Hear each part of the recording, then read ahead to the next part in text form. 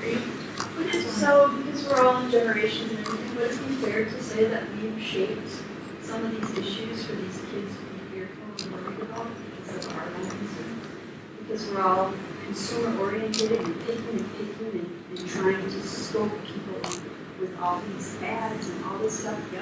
Would that be fair to say that we're actually influencing younger people and kind of taking away their own? Is that why they're so? No. Is that why they're not able to communicate and not? Yes and no. So- Generations, they watch and they respond, but they don't give you that much control. Every generation since the beginning of time rebellious.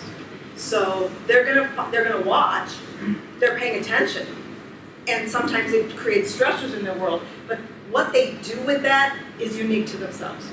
Well, I mean, we never had global warming in our school, and that is coming in our schools because my son is learning that from me.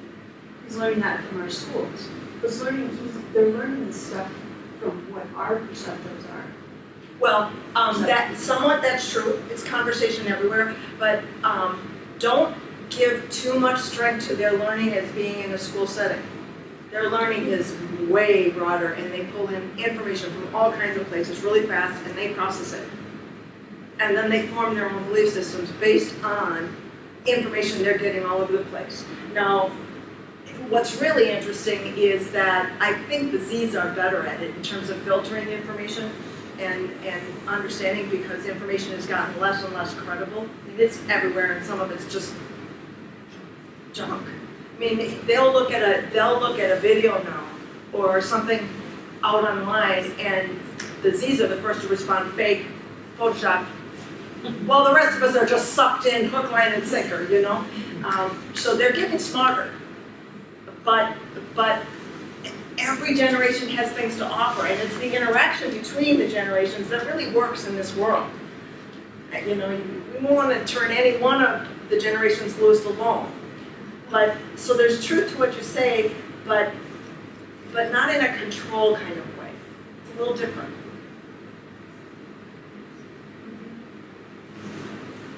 Can you speak to whether or not there's, with the younger generations, if they put any value on what I call owning knowledge? For example, if you ask people in this room, can you give me the years of the Civil War? Most of the people in this room could tell us the Civil War years.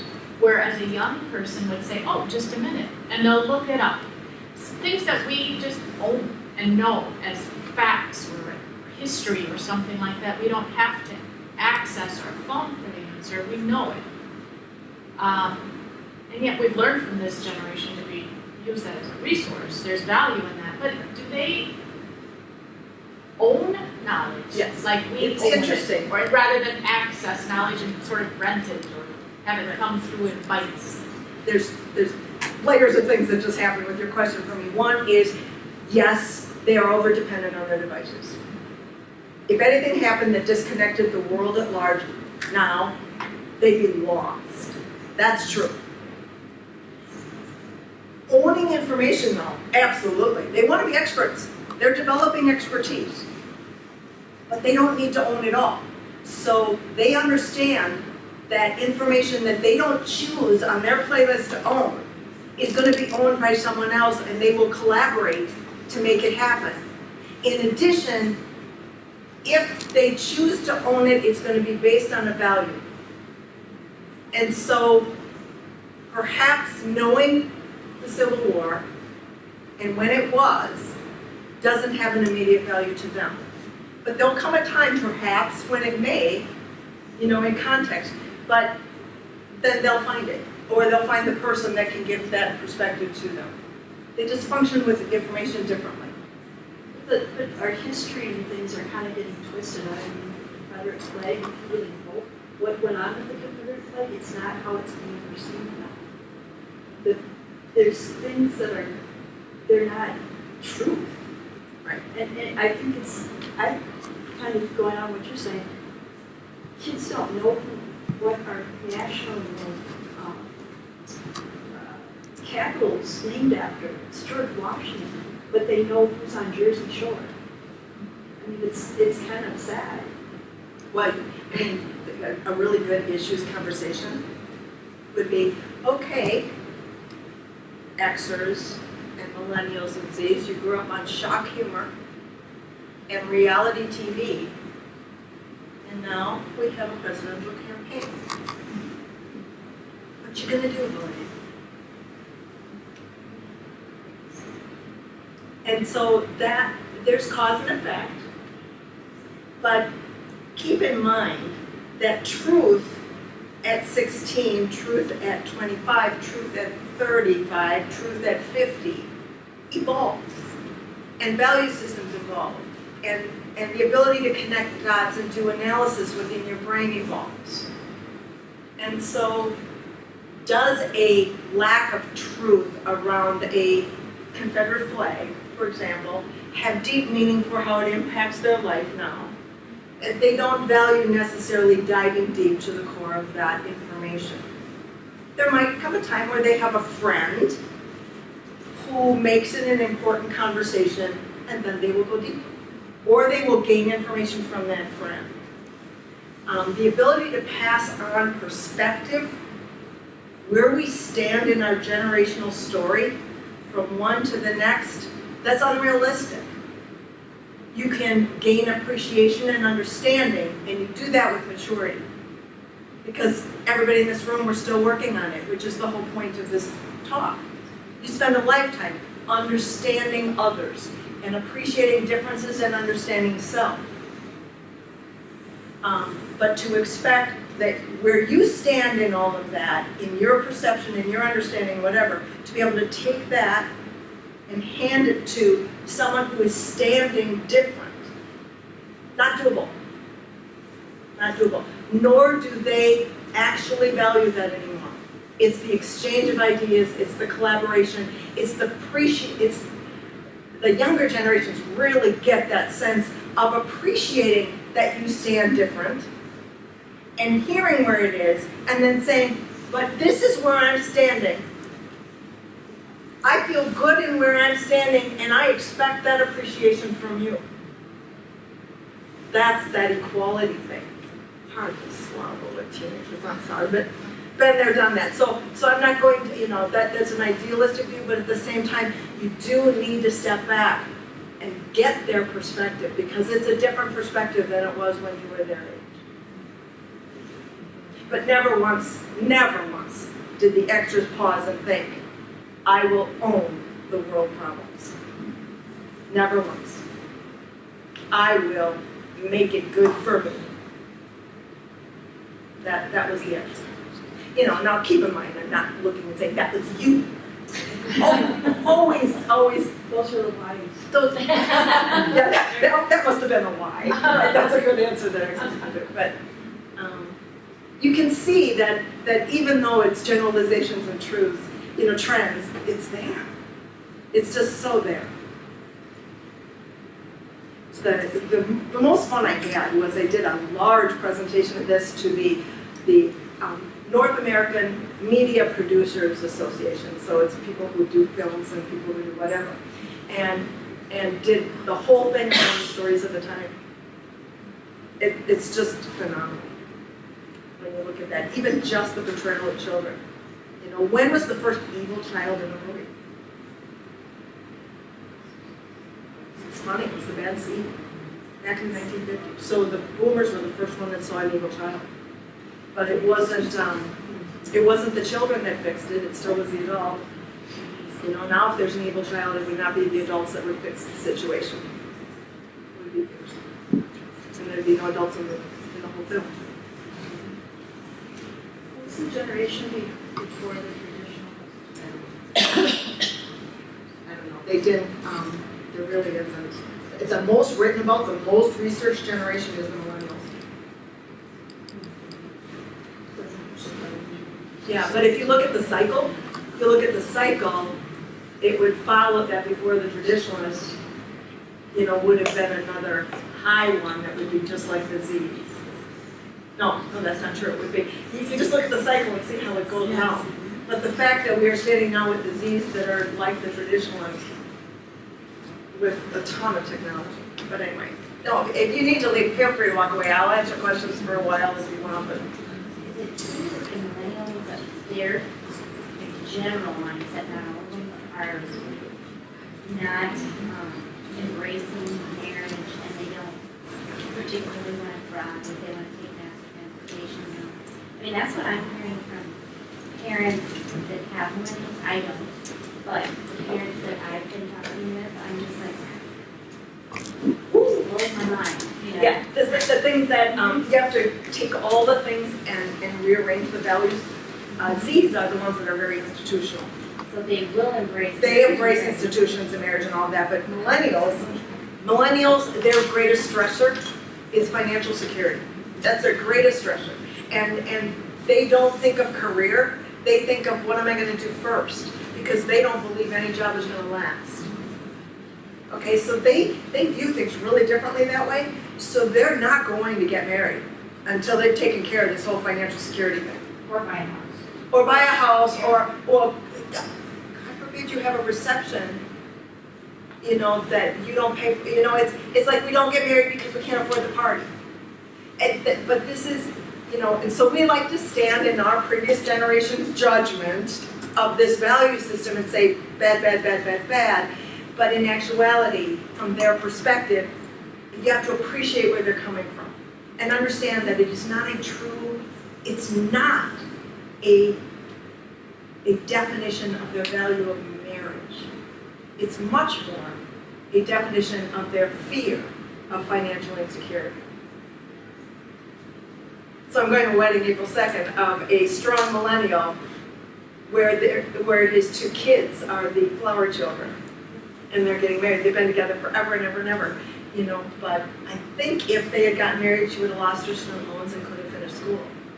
It's like that, you know. But of course, it's. In I'm their a way, whore, and they're I'm being going. responsible. What? In their way, they're being responsible. Yes. You know. So it takes a lot for previous generations to step back and do that whole understanding, acceptance. It may not be my choice, but I get why it might be yours kind of thing. That really takes a lot of work.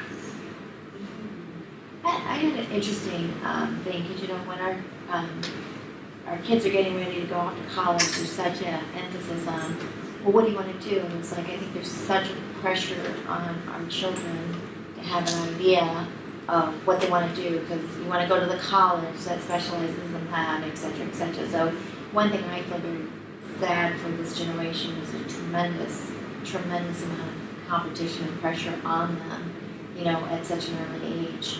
However, that also could probably be, you know, flip-flopped and say it's probably building strength as well.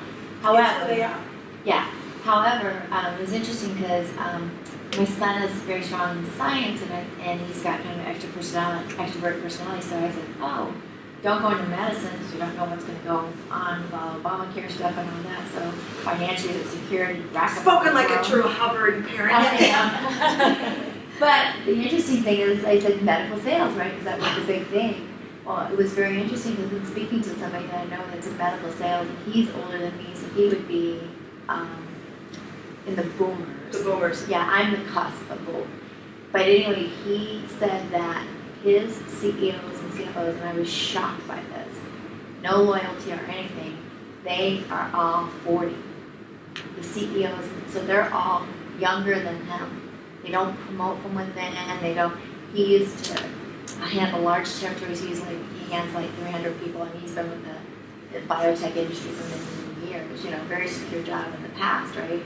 But now he said all the CEOs and everything are like 40, early 40s. The workplace. I mean, I what couldn't is go workplace as much. I knew you wanted to talk about parenting or whatever. Yeah, but what is that? Yeah. Oh, no. That's concerning, you know, like, because in terms of loyalty and, you know, how do you try and say to your children that are getting ready to go into the world, you know, what you were used to, like, they would either promote from within and all, but now it's like, who has... You'll come back. People just doing their job. Yeah, they don't think of that. So why are companies going to these young 40-year-olds, you know, to run companies? Because, what did I say about the consumer world and where their entire focus is? On the millennials. It's millennials and Zs, and I mean, it's a lot harder for boomers to be really smart about the branding and marketing. Really hard. Yeah. The other thing that you'll notice in the workplace that I didn't talk about is, that playlist choice thing that's become pervasive now because of those generations, the workplace environment. Think Google, it's the really strong conservative institutions like in finance and banking and law, their offices are starting to become where they don't have offices. And people can, offices are set up like hotel rooms, and if you want to have an office day, you can sign it out. Or there's an array of couches around a television, and you can go hang out on the couch area for a while. Or there's the walking desks. Or there's the stand-up desks.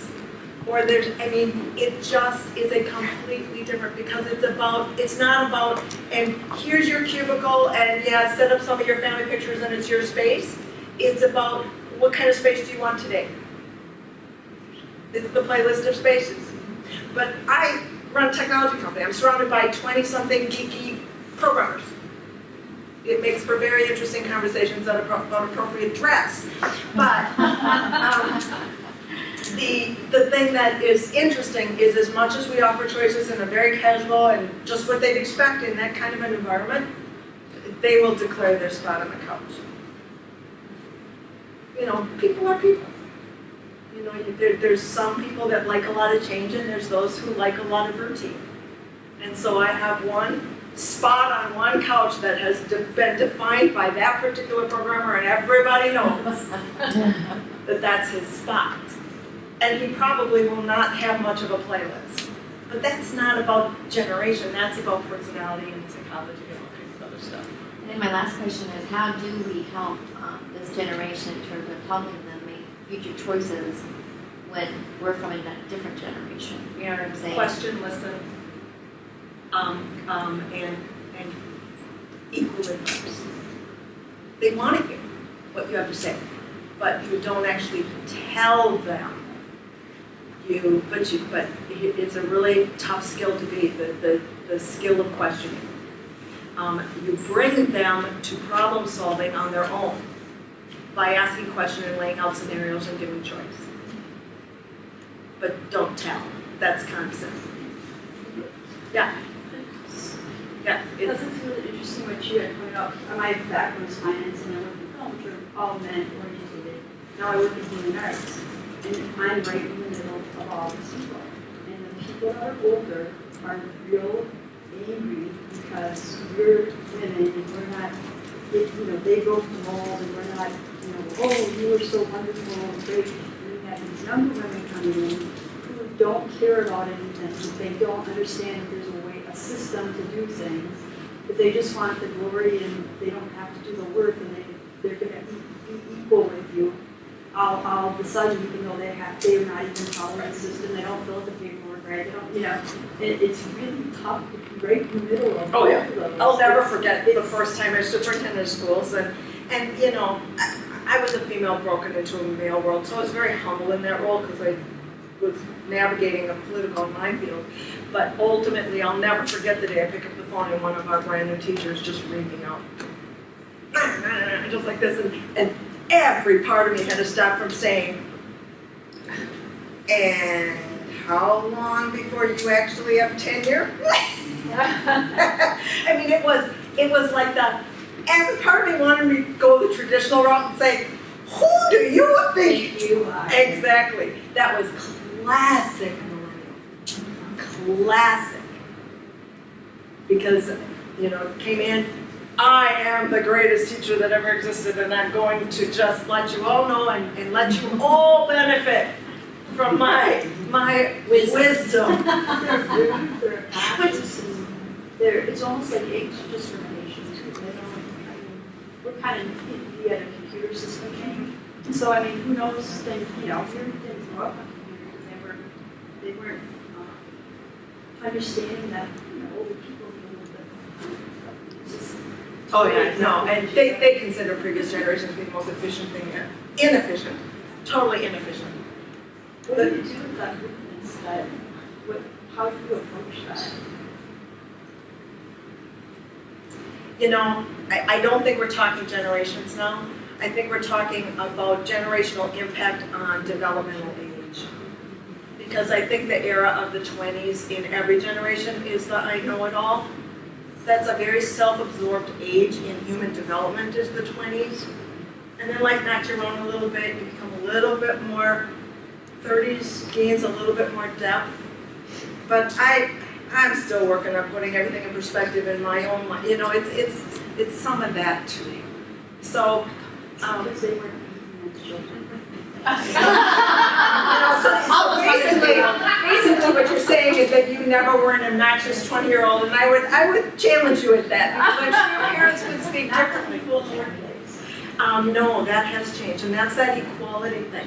And honestly, you can't, that genie's gone, because I'd rather work in a place that's less hierarchical. Because the downside of everybody thinking by nature of their age and their years of experience that I know better is not true. It's not true. And so there, you know, but courtesy and respect and etiquette, it's an evolutionary thing right now. You know, you're not gonna see handwritten thank you notes ever again. It's not gonna happen, and that's because millennials are too spread. They're too stretched for time. That opened up a whole bunch of. Yeah, no, I could. Because that's, oh, okay, I don't know what to go with first. What was my original thought now? Oh, understanding this and just having, you know, you've given us such a good glimpse into, I know you have so much depth. Scratch the surface. Scratch the surface, but the awareness of it that you've brought to us today is so valuable because we can all apply our life experience or family experiences, just not only as parents but as sons or as daughters, and son, into this as well. And I love kind of, you know, being the sandwich generation can be very frustrating. That whole thing, are you being squeezed? That comic strip, I can so relate. But what I love is seeing my parents and my father-in-law interact with my kids. And it really is a perfect love between grandparent and grandchild because the toleration they have for each other, because born of that love and the generation gap that I am, the one in between, it just sort of overrides everything. Where I would get eye rolls for something, you know. My parents, you know, get a pass, and my parents are in awe of my kids. You know, an example would be we were with my parents on vacation, and we had borrowed a car. My parents had borrowed a car from someone that got a chip in the windshield. So my mom was freaking out about getting this windshield chip repaired. So she goes right to the phone book. They happen to have a phone. And my kids, when my kids were little, my little one was so tiny, and we had outgrown the booster seat or whatever, but he still needed something. So we have the phone books around simply to boost Johnny up so he can eat at the table. But that's all they knew of phone book in my house was a, you know, cheap booster seat. And so here's my mom paging through the yellow pages, and my kids are looking at her saying, Nana, we've got it right here on the phone. And she thought they were amazing lifesavers. And I'm just sitting there going, are you you know? And my husband and I were just shocking the kids the other day because I don't know what triggered. We were watching an old Bob Newhart show or something. If you watch Channel 246, old TV children, oh man, it just takes you back. But they actually used the phone to dial and find out the time. And we started laughing. Remember when that was something you did? Simply because the technology was there. We all had wristwatches. Nobody wears them. That the younger people don't. They're fashion statements, not function statements. And so we would call just to find out the time, just to be sure our watch was right. And our kids would just think that's so right. It is. Yeah. No. My husband, yeah, two things I can share with you on that, and some of you probably need to go, but that my husband the other day made the dastardly mistake of unfolding an actual physical map. Oh yeah. With our kids around, and oh, they shamed him. They just shamed him. Yeah. But the other weird thing is I have a tiny little grandson, and this traumatizes me. Because I will forever 35 is my mentality. But anyway, he's 10 years old and crawled over to the iPad and started doing this. Oh my. I mean, he already gets swiping and zooming. I mean, I was like, oh, Now think of what that means for the kindergarten teacher Yeah. down the road. It's just a whole different thing. And so one of the philosophies I'm taking is that a couple things. Technology is just going to happen, and it's going to break the governmental school budgets. It's going to break budgets. They cannot possibly provide the world that's needed. So the delivery system has to go beyond the local budget. It's got to be much more crowdsourced. It's got to be different. And so that's one of my innovative things, is how to start breaking some of those really heavy barriers, but also to get kids being actively involved in the teaching of other kids, but not physically, not like being the teacher, but by, is it possible that you could get a group of kids and part of their own, because there's that thing of learning and then practice and then, you know, So you want to teach one? yeah, so it would be get a group of kids together who are in the practice stage with a skill to develop the lesson for the introductory student over here, and do it in concert with programmers. And they create an online lesson. And they are responsible for the engaging part. And then it gets viewed by this group and rated. And it becomes this student crowdsourced lesson thing in addition to all the adults, but the barriers of the only lessons are by the sage on the stage breaks down. I just gave you a little bit of hint into where I'm going, and the proprietary. And lessons follow kids, so they have access to it wherever. So you can be sitting in a geographic location where you don't have access to quality teachers. And now that I've worked much more nationally and gotten very involved with schools nationally, we are living in a good place here.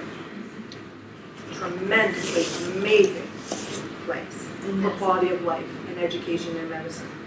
And there are unbelievable places where the teacher in front of the room is not an educated human being.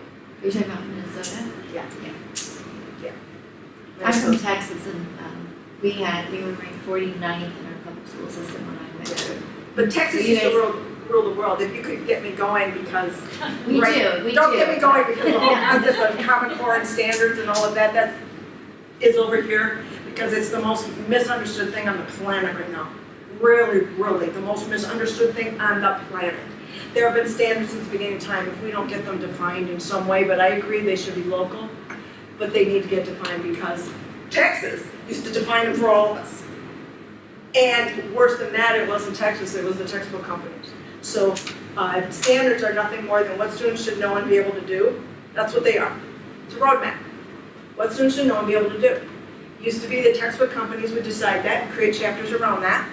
And then all of California and all of Texas would buy statewide mandatory textbooks. So guess where that happened, and then the rest of us did whatever California and Texas happened to buy.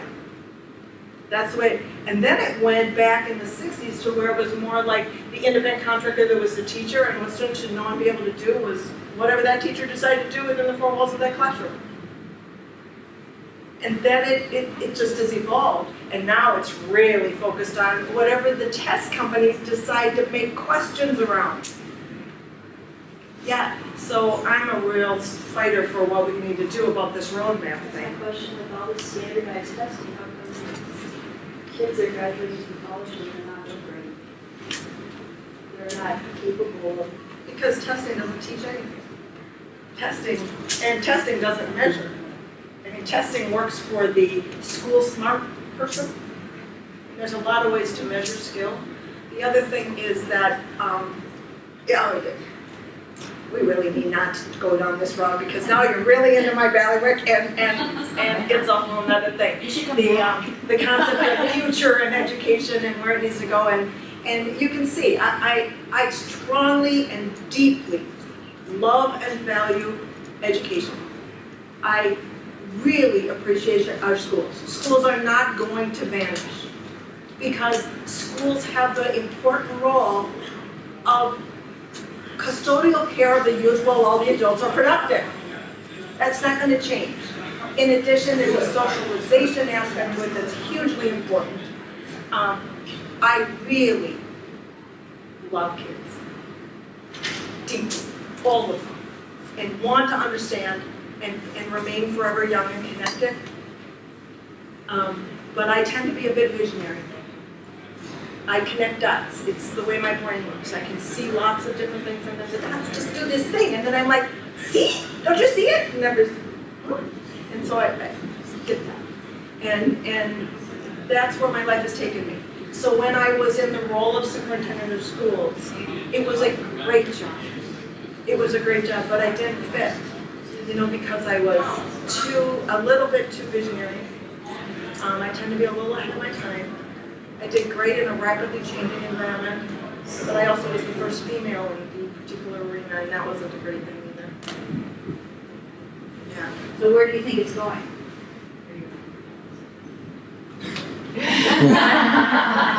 Are we still gonna have schools? Yes, absolutely. That's the thing, is so that when I started going towards entrepreneurship or whatever, and people would come to me and try and partner, the minute they said anything that sounded like, let's blow it up, bye. Because that's not gonna happen. And anybody that came to me and said that teachers are bad, the schools are bad, this whole thing is bad, bye, because they're not.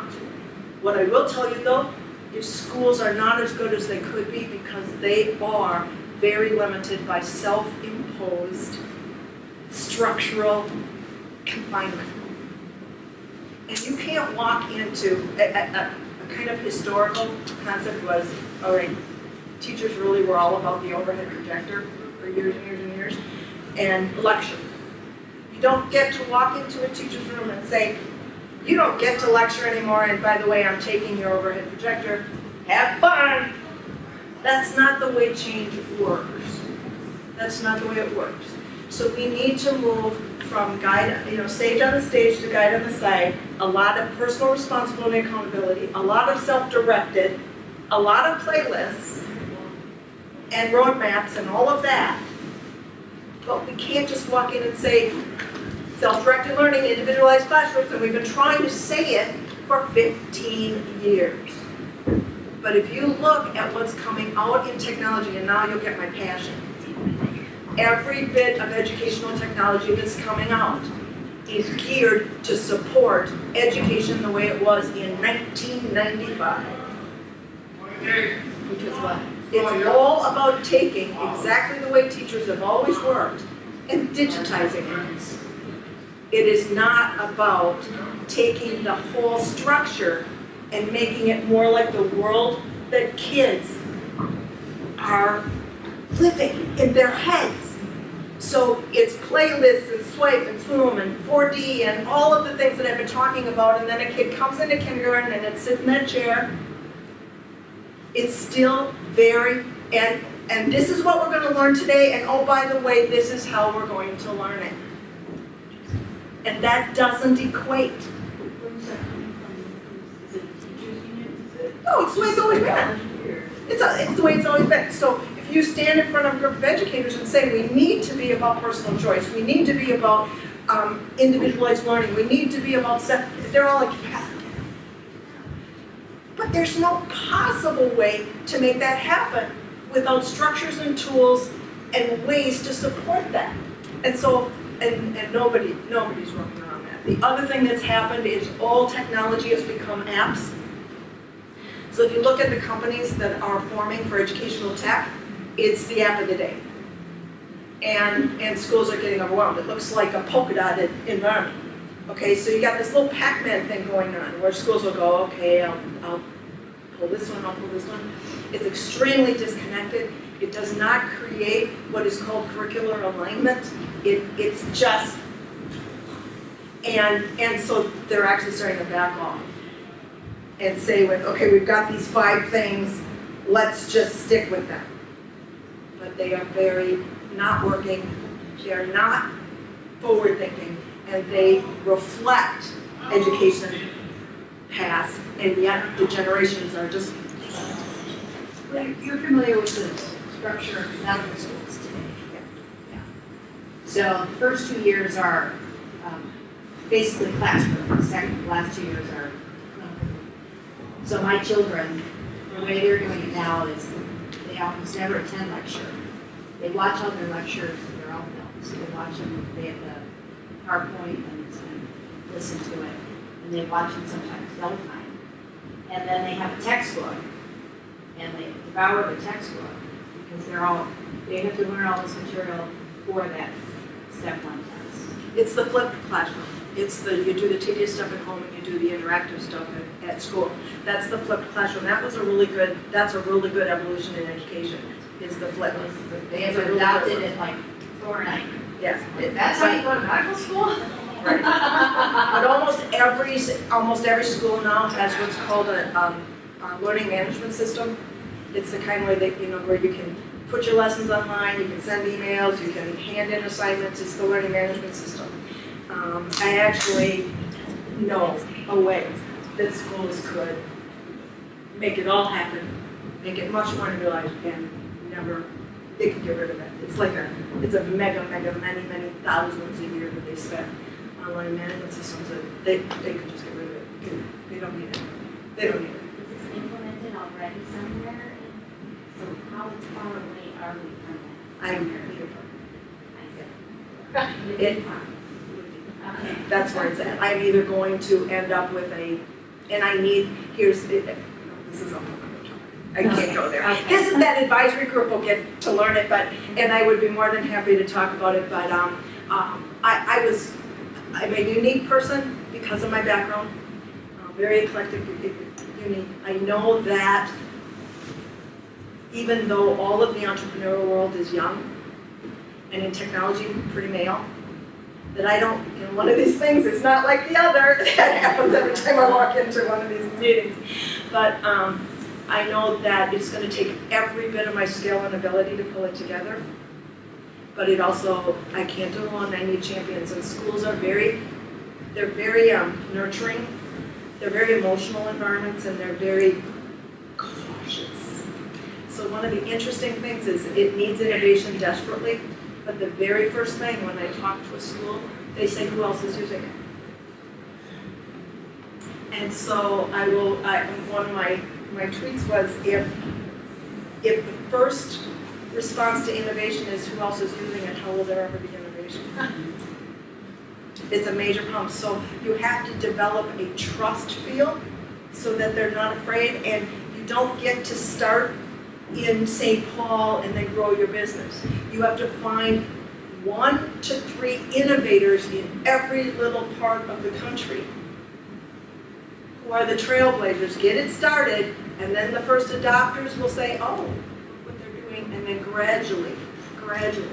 And in technology, if you do it in one area and grow it that way, you will be devoured by one of the big guys. So I jumped into the corporate world and formed advisors, and I got savvy. Or at least I know, I'm more aware of where I'm ignorant. And am doing this more cautiously, but what is overwhelming to me is that I cannot do it in that traditional small business way. And I'm a big thinker, so that helps. But what I'm looking for, I want to stay female-owned because you have a benefit to federal contracts if you're female-owned. And one of my ideas standardizes. I've mapped every single standard that every state is using right now across the way. So I'll give you an example. If a 3rd grader leaves Minnesota and goes to Oklahoma in 4th grade, they will be advanced in a lot of ways, but they will not have been introduced to the area of the triangle because that's introduced in 5th grade in the Minnesota standards, but in Oklahoma they've already seen it. One of the products in my software, that's a button. You run a report, you say 3rd grade Minnesota, 4th grade Oklahoma, and it spits out where the kid is advanced and where the kid, and therefore a teacher takes that report and can fix it in 2 weeks. But there's no way to find that right now, you know? And think about the military families.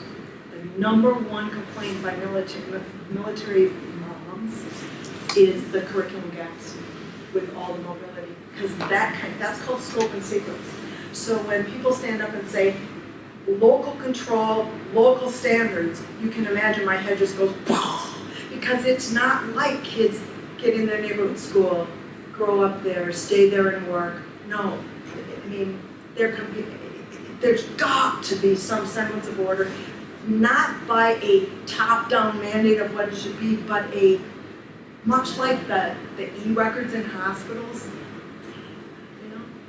Yeah, see.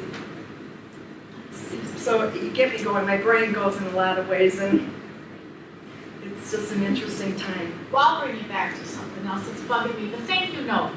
I mean, I know, just. I know. I said, oh, I hit a button. You did! I mean, haven't we all, didn't our mothers teach us to write them, and we modeled that for our children, and then, is that just falling off a cliff? I'll tell you, the millennials are gonna kill it. And See, because to me, that's a question of manners, technology aside. they're then still send me a saying text- thank you. Send a text thing. No, they're still saying thank you. They are? How? Yeah, they are. Yeah. But the millennials they are looking at previous generations. That work-life balance thing is huge. And they will not be a mom first and foremost. They're going to be a full range, and they're all about experiences. And so they will do things differently in order to manage so that their time is not crazily out of control. Because remember, these are the ones that can't make a decision for 3 days. And so life is very stressful for them. So they will hire help more so. They will do, and writing a personal note and getting it in the mail, not efficient.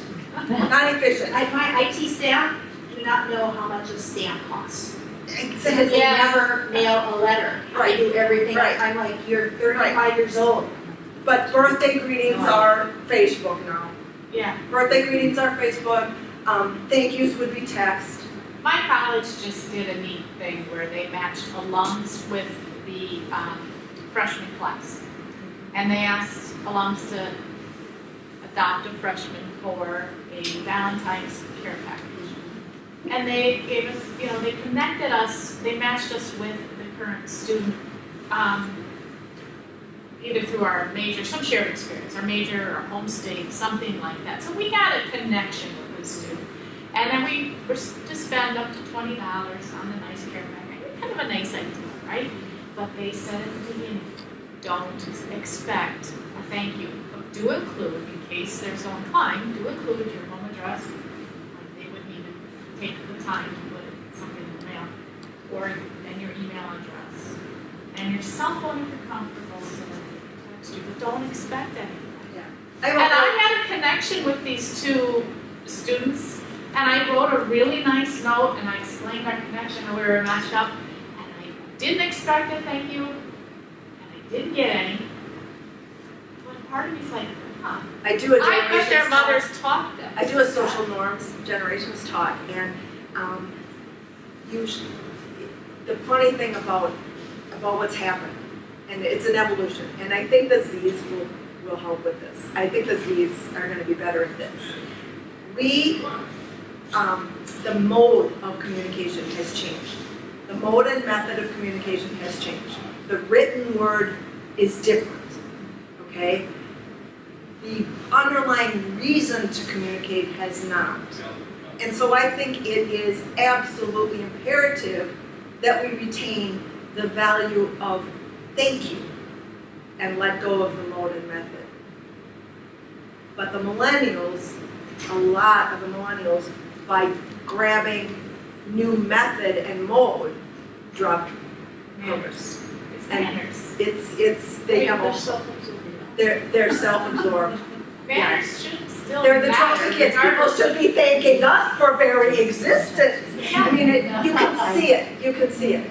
But unfortunately, when we do challenge them on that, previous generations, we challenge them not only with purpose but with mode.